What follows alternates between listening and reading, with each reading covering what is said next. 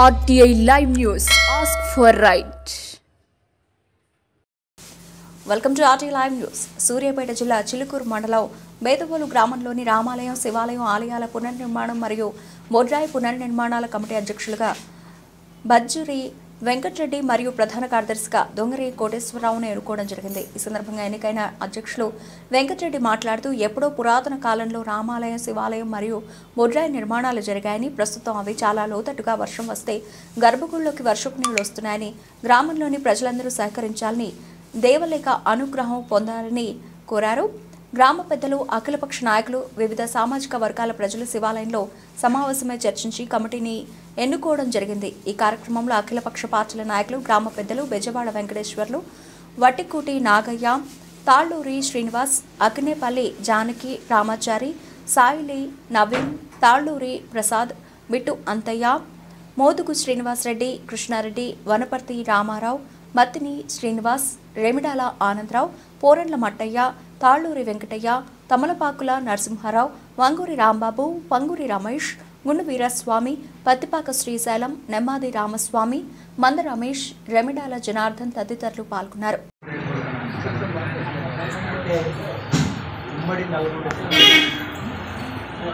పెద్ద దేవాలయం, దాదాపుగా అతి పెద్ద దేవాలయం మన ఊళ్ళోనే ఉంది రామాలయం.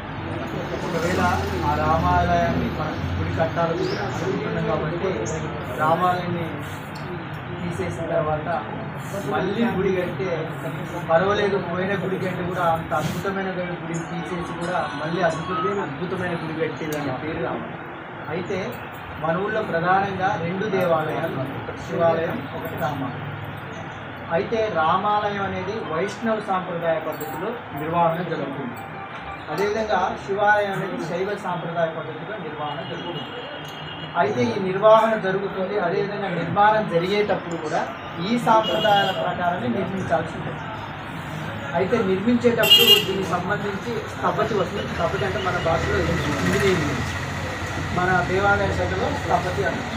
వాళ్ళు వచ్చిన తర్వాత ఈ రామాలయం వైష్ణవ సాంప్రదాయం ఉంది కాబట్టి ఆ వాస్తు ప్రకారం, ఆ ఎస్టిమేషన్ ప్రకారం వాళ్ళు వచ్చి గుడి నిర్మాణానికి ఇది ఇట్లా కట్టాల్సి ఉంటుంది, ఈ ఎస్టిమేషన్ ఉంటుంది, ఇంత ఖర్చు అవుతుంది వాళ్ళు చెప్తారు.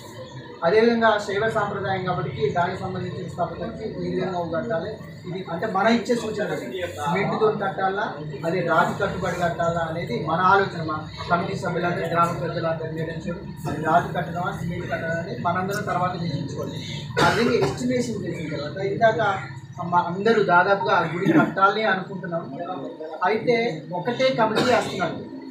వాస్తవానికి నేను ఏకీపిస్తున్నాను, ఒకటే కమిటీ కూడా ఉండాలి. దానికంటే దీనికి ఒక కమిటీ, దానికి ఒక కమిటీ అన్నా కూడా బాగుంది. ఊరు రామవారి శివాలయం వనప్రతిష్ఠ నిర్మాణం కోసం దాంట్లో భాగంగా ఇష్టపడినాము.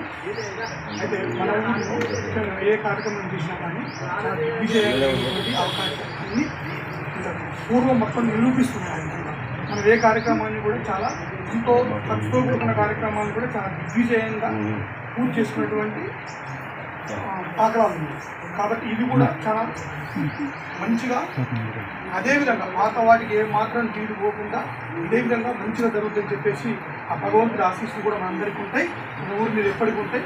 అదేవిధంగా కోరుకుంటూ ఇది ముఖ్యంగా నిర్మాణ కమిటీలో అన్ని వర్గాలకు ముఖ్యంగా సేవా దృక్పథం, భగవంతుని మీద భగవంతుడికి చేయాలనేటువంటి దృక్పథం ఉన్న వాళ్ళని వాళ్ళంతటా వాళ్ళు వాలంటీర్గా వచ్చే వాళ్ళకు ప్రాధాన్యత ఇచ్చుకుంటూ అందరికీ సమన్యాయం చేసుకుంటూ అన్ని వర్గాలకు ఈ విధంగా అంటే ఒక రాజకీయ పార్టీ గురించి కూడా దేవాలయం గారు రాజకీయ పార్టీ అంటే కూడా అంటే ఊళ్ళో బలం ఉంటుంది పరిస్థితి. అందరికీ సమానం చేసుకుంటూ పోవాలంటే అందరు ఎవరో పెద్దలు లేకుండా పెద్దలు నిర్ణయించుకుంటారు కాదు. కాబట్టి ఎవరైతే పెద్దలు నిర్ణయించారో ఆ పెద్దలందరూ సమిష్టిగా ఒక నిర్మాణ కమిటీని ఏర్పాటు చేసి ఆ నిర్మాణ కమిటీ ద్వారా సరే తర్వాత నిర్మాణ కమిటీ ఏర్పాటు చేసినాక ఎలా చందాలు అడగాలి, గవర్నమెంట్ నుంచి ఏ విధంగా వస్తాయి అనేది చేసి చాలా దిగ్విజయంగా ఈ కార్యక్రమాన్ని పూర్తి చేస్తారని చెప్పి కోరుకుంటూ కాకుండా బీసీలకి ప్రాధాన్యత ఇస్తూ ఎస్సీలను కూడా అంత అమౌంట్ కట్టలేకపోయినా కూడా వాళ్ళు ముందుకు వచ్చి అందులో పాల్గొని చేస్తూ ఉంటారు. కాబట్టి ఇందులో ఎటువంటి కులాహంకార పూరిత ధోరణులకు చోటు చేయకుండా ఇబ్బందులు పడే బీసీలు ఎస్సీలు ఇబ్బందులు పడకుండా ఉండే విధంగా కమిటీని ఏర్పాటు చేయాలని కోరుకుంటున్నాను. మన ఊళ్ళో రామాలయం, శివాలయం, ప్రతిష్ట నిర్మించుకుంటాం సంతోషకరమైన విషయం. మన ఊళ్ళోని అందరూ అన్ని కులాల వాళ్ళు అందరూ కలిసి సునిశ్చిగా ఉండి మనం అనుకున్న కమిటీ మంచి కమిటీని వేసి ఈ రెండు గుళ్ళు మంచిగా తీర్చిదిద్దాలని కోరుకుంటూ మాట్లాడే కొన్ని వందల సంవత్సరాల కింది నుంచి రామాలయం కానీ శివాలయం కానీ ఆనాడు ఎప్పుడో జమీందారులు జాగీరదారులు నిర్మాణం చేసేది. అవి బాగా ఊళ్ళే ఒక్కొక్కటి గజం 4 అడుగుల లోతు రోడ్డు కన్నా కిందికుండి వర్షపు నీరు వచ్చినప్పుడు గర్భగుళ్ళకు కూడా పోయి దేవుడు మునిగేటటువంటి పరిస్థితి ఏర్పడ్డది. దానికి ఈనాడు మా గ్రామస్తులందరూ కలిసి శివాలయాన్ని, రామాలయాన్ని, మన బొడ్రాయిని పునర్నిర్మాణం చేయాలని చెప్పి అందరు కూకొని నన్ను అధ్యక్షుడిగా, కోటేశ్వరరావుని కార్యదర్శిగా ఎంపిక చేయటం జరిగింది.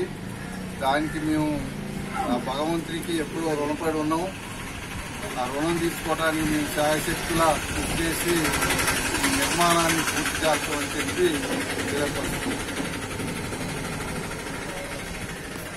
మాట్లాడతారా?